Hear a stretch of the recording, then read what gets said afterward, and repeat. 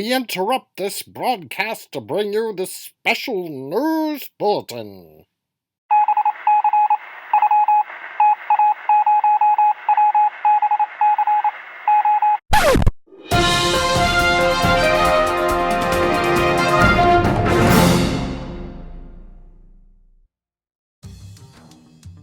Hi, this is David Elliott, or Toasty Critic, and welcome to the Dad's Disney Plus Extra, Volume 4. This week, we're talking about all the things going on at Disney Plus, which we do every week, although we kind of skipped a week due to the holidays and a little bit of sickness. But we're back again with another episode of the Dad's Disney Plus Extra. We will be covering great shows like The Mandalorian, Forky Asks a Question, High School, the musical, the series, Encore, Pixar in real life, or any of the other various Disney Plus content going on each week. So welcome to the Dad's Disney Plus Extra Volume 4. This week has been a compilation of different things going on. Of course, that means we're covering 2 weeks worth of topics, and we're going to start with The Mandalorian. The Mandalorian, when it comes to series, is Disney's kind of crown jewel, because it's the first thing that they kicked off the Disney Plus with. And of course, it's Star Wars, which means it's got the Star Wars thing going on right before and during and after the actual Star Wars Rise of Skywalker comes to a conclusion, which I did review at the blog, and you should check it out there. However, so just about 2 weeks ago, they finished up Season 1 with Episode 8. I know it's not the greatest because you're just dealing with small series, and when we found out there were 8, we weren't exactly happy either. However, it's one of the more expensive programs to produce on television. While Jon Favreau has been the creative force, directing many of the episodes and writing most of them, he's chosen a various crew of directors to come along and do different pieces, including Bryce Dallas Howard, which is Ron Howard's daughter, and in this last one, Taika Waititi, who just directed the recently Jojo Rabbit, wherein he played Hitler, as a boy's conception of Hitler as some kind of funny, good dude, which he isn't good in the end, but you should see the movie. It's actually kind of really heartwarming, despite the weird topic. Now, Taika Waititi also has been a character inside this Star Wars universe. He just happened to do the voice of the robot, which is so altered you can kind of barely tell that it's actually him. But he was a robot bounty hunter who's been transformed by Quill to be able to become a nursery droid taking care of the baby Yoda. When we reach Episode 8, it really is a cliffhanger from Episode 7. We know that the stormtroopers, or quasi-like stormtroopers, have come in and killed Quill and then taken off with baby Yoda. We know that the Mandalorian, Greef Karga, and Cara Dune are holed up dealing with the amazing foe of Gideon. He is out to take them out because he wants that baby Yoda more than anything. Not only that, we find some backstory as the Mandalorian reveals that he was actually on a planet that Gideon had taken out so many years ago, which is why he knows who Gideon is, and he knows that this is the crazy guy, despite the fact that there were rumors that he was already dead. So this guy has a no-holds-barred, pulls punches. Thankfully, we know that the robot that has now become a nurse droid has been able to come in and take out the 2 stormtroopers. Despite them taking out Quill, the droid is able to go after them, catch up to them, and kill them both, taking back the baby Yoda. Strangely, he then doesn't go back to the ship like the Mandalorian had wanted baby Yoda to be held up in the first place, figuring that they could hold up there and wait out anything. He instead comes directly towards these people, and he actually challenges everybody breaking past the enemy lines and kind of disrupting everything, allowing the Mandalorian to be able to get out and be able to kill a lot of the people who are surrounding him. However, that doesn't mean that everything's perfect, and they end up getting pulled up in the room. What ends up happening? Well, what ends up happening is he ends up getting concussed, being dragged back into the room. He prepares for himself to die, and he tells everyone to take off. The robot says he's going to stay there and take care of them while they take off with Baby Yoda to be able to get away from everything. And he actually then convinces the Mandalorian to take off his face. And we reveal, ta-da, Pedro Pascal from Game of Thrones, which we already knew. Although I've been hearing a lot about the fact that he wasn't the only one wearing the costume, which makes it very interesting. It means a lot of voiceover, which I can tell you right now is a crazy thing. So, the Mandalorian ends up getting the Bactine spray, which ends up helping him heal, and he heads down into the tunnels, into the sewers, to be able to go after where the Mandalorians are to hopefully get them out. But of course, it's too late. And everything ends up transpiring, and there ends up being a fight, and we end up having another major character sacrifice themselves, which I won't tell you about who the major character that sacrifices himself is, but it was kind of a tear to the eye. As far as the series goes, it ends on a high note, obviously, because you can't end on a super low note. It's the first season of any series, but you do have to introduce the major plot lines and some of the major villain arcs. So we know that Moff Gideon is going to be coming back. He does escape everything, and he's going to be going back after them like a good Star Wars show should have. And he's going to be, at least, if not our major villain, one of our major villains. Although, at this point, I'm willing to discuss the fact that Emperor Palpatine is back. And is Emperor Palpatine pulling the strings of Moff Gideon, or is Moff Gideon doing things on his own? It's very interesting, considering that this happened somewhere between the Jedi and the rest, and the fact that Palpatine has existed so long. It's always a good question. It's always good to question what's really going on, who's pulling the strings, what things are going on. Since Palpatine seems to have a good eye about what's going on from time to time within the greater Star Wars universe, it's always good to, shall we say, question what's actually going on behind the scenes. Since he knows enough about the Force and about who's doing what in the Force, light, dark, whatever, since he's been able to manipulate people, pull strings for so long, is he manipulating the strings behind Baby Yoda? Because obviously Baby Yoda would be a threat to him, and obviously the race sure lives a long time, 900 years according to the old Yoda. So if this Yoda's just 50, he's got about 850 years to go. And you can't imagine that Palpatine's been around that long, despite his evil ways of staying alive. A curious comment that I read about the series came from Forbes magazine. They said they didn't like this. They thought that Disney Plus was jumping the gun because they didn't have enough content to be able to put out over a long period of time. Now, the truth is, we don't know everything that's going on. They are able to throw some new stuff out there. They just started this pick of the litter, but of course that's a reality TV show. It doesn't take quite the time to produce, and some of their larger things and some of the things that are going to get the people most excited about the channel. Now, the thing is, they have to get things put up into production and kind of get a production line. In the long run, they are going to catch up. Obviously, they're a production company. They're going to be able to catch up to whatever Netflix is doing, despite how big Netflix is at this point, and despite Ricky Gervais's commentary at the Golden Globes. We're talking about the fact that Netflix will have competition in the near future. So do I agree what Forbes is saying? Do I agree that Disney made a mistake with the layout? Not necessarily. I think we really have to look at what's going to be happening in the future. And yes, The Mandalorian may have been its pilot thing, and yes, there will be more Star Wars things to come.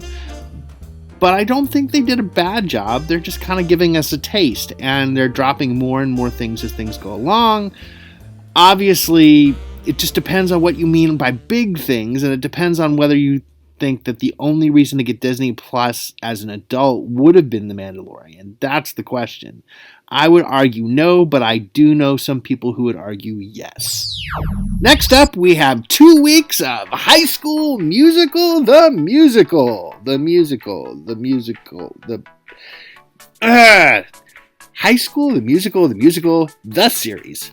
It's 2 weeks, so we have whole different things that have been going on. The first week, we had the destruction of the high school auditorium as a result of Thanksgiving, what happened between the music teacher and the engineering professor.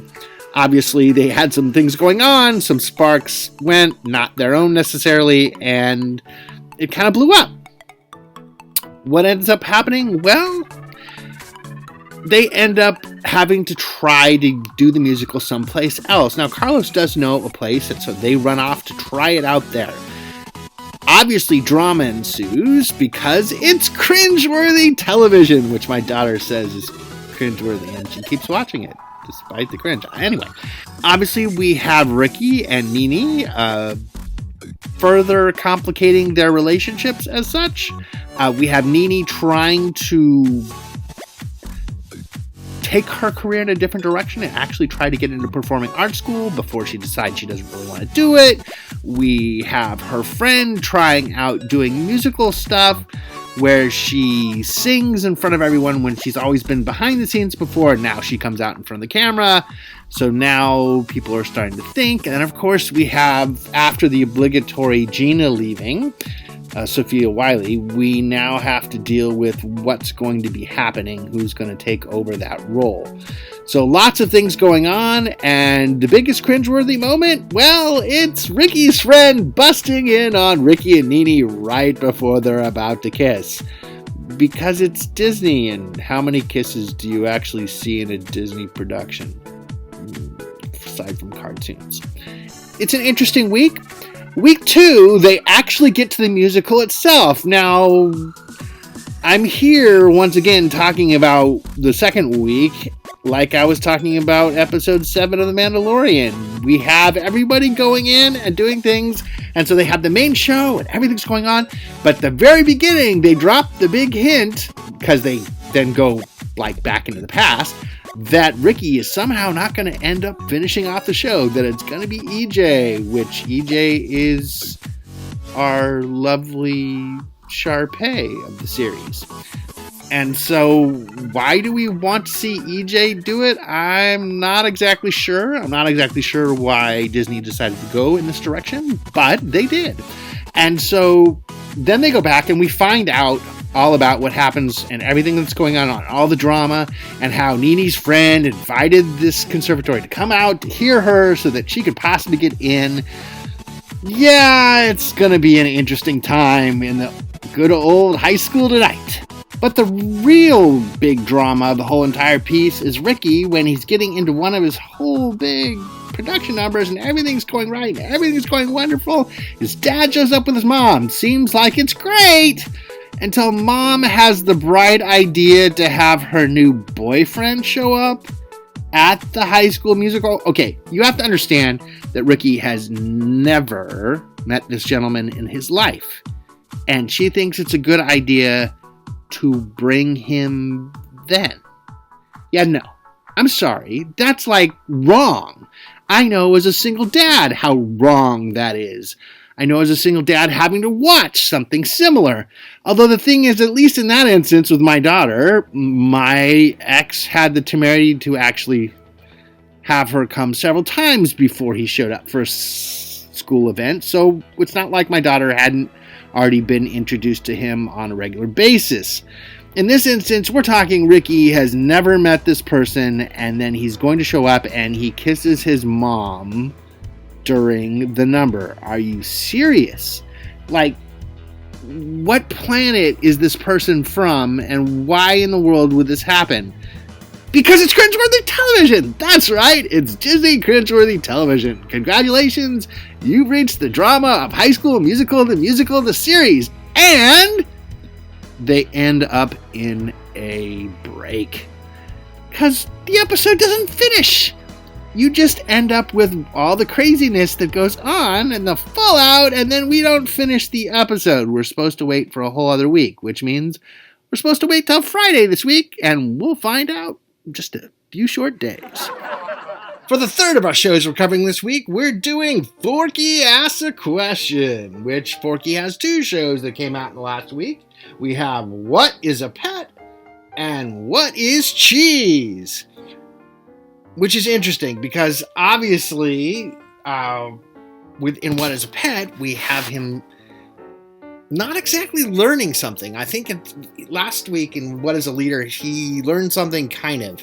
He learned that you do stuff and you kind of get people to follow you. He did learn that at the end.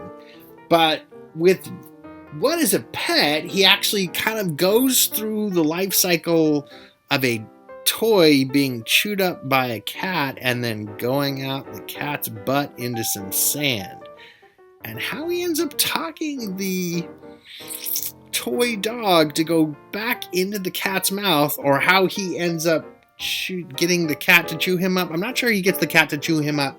He might have just jumped into the sand pit with the toy dog who gets pooped out.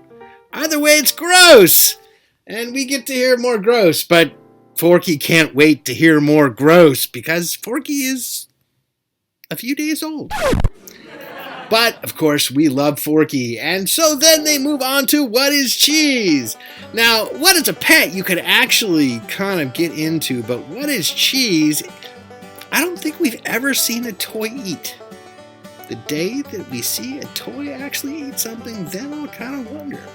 So Forky asks, what is cheese? Which, being a fork, I suppose you should know a little bit about what food is, and so cheese being food, you might want to have an idea about what that is too. But he goes to the unicorn to learn what is cheese. But the unicorn decides, I ain't giving you any more of my time because I've seen you deal with everyone else, and I am just going to get you and we are going to teach you everything. So he shows them the whole universe. And then Forky asks again, what is cheese? Because it's important, evidently. So what happens? Well, the unicorn's about to kill him when he then talks about economics, and Forky is like, I know what economics is, and he gives a wonderful description of Keynesian economics as if he's learned the whole world. Forky learns really quick, but then when it gets to cheese, still doesn't know. I'm not sure I can explain it either. For the fourth episode this week, we have Kristen Bell's Encore. Two separate episodes. The first episode, Catella High puts on Fiddler on the Roof. I used to teach high school, and all of these kids, I could have been their teacher. It's really weird thinking that I could be the music professor showing up at the last moment. However, they go in and they work on their different roles. All of them are in different lives, and it's so close to me, it feels really strange. Like, I could possibly see that guy from Brea in a convenience store. But it's great for them, and of course they end up coming together, putting on the piece, and they get Kristen Bell herself to show up. It's definitely worth the watch. If you like Fiddler on the Roof, it's something to see. The second of this week's episodes on Encore is the Louisville, Kentucky Kids Performing Arts High School that put on Pippin a long time ago. But they seem to still be in existence as opposed to some of the other schools, which is actually an improvement. So they still have a great place. They go in there, they learn everything they can to learn. You have the different people, and they're doing Pippin, which is about Charlemagne's son, and it's done by Stephen Schwartz himself, the creator behind Wicked, who just so happens to show up. So it's definitely worth the watch, learning them. And then, of course, these are older people who are in their 50s, since this was done way back in 1984, who are just kind of barely able to do anything. A lot of them have dealt with a lot of things, including injuries throughout their lives. So they somehow magically put it all together at the last minute.